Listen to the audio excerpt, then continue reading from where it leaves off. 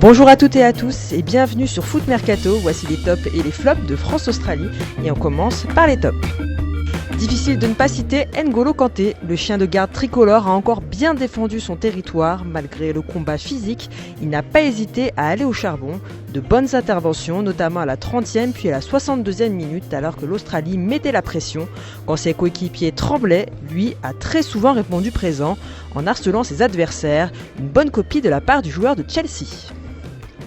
Hugo Lloris a aussi su tirer son épingle du jeu malgré une période délicate sous le maillot tricolore.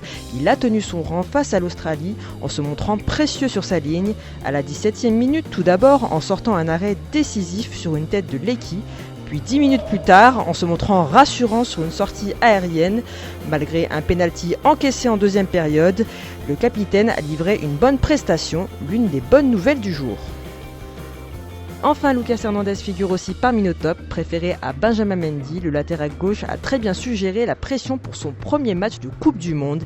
Il a été l'un des seuls Français à avoir mis de l'impact avec Kanté dans les duels avec les Australiens lors de la première mi-temps. Il a apporté son envie, il n'a pas hésité à monter dans son couloir provoquant de nombreuses fautes et il s'est surtout beaucoup battu. Il a fait le job défensivement, une bonne prestation de la part du joueur de l'Atlético de Madrid. Et on enchaîne à présent avec les flops de ce France-Australie et on commence avec Corentin Tolisso.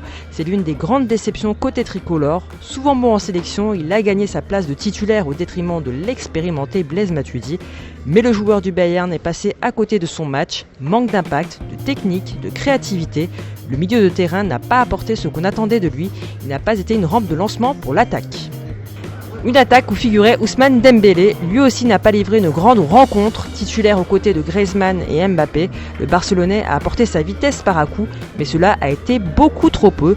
Il a eu un énorme déchet, il s'est procuré très peu d'occasions. Quant à sa complicité avec Griezmann et Mbappé, c'était le néant.